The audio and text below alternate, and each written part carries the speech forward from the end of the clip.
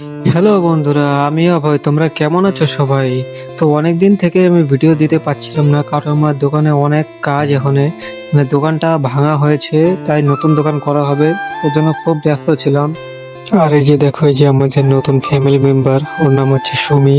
আর এই যে ওর মা এটা। তো আজকে সকালে প্রায় তাড়াতাড়ি উঠেছিলাম, তাই ওদের সঙ্গে একটু সময় কাটাচ্ছিলাম।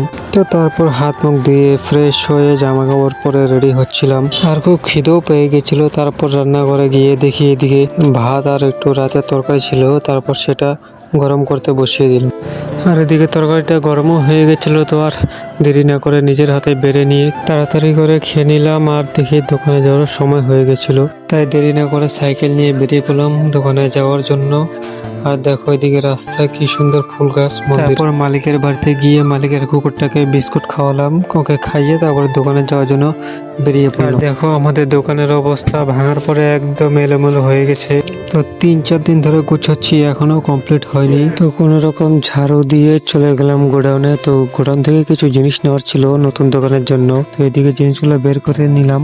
আর দোকানের সামনে গিয়ে এদিকে সিমেন্টের গাড়ি এসেছিল, তাই তাড়াতাড়ি দোকান খুলে ঝাড়ু দিয়ে সবকিছু গুছিয়ে দিলাম। তো তোমরা তো দেখতেই পারলে কিসের জন্য এতদিন ভিডিও দিতে পারিনি।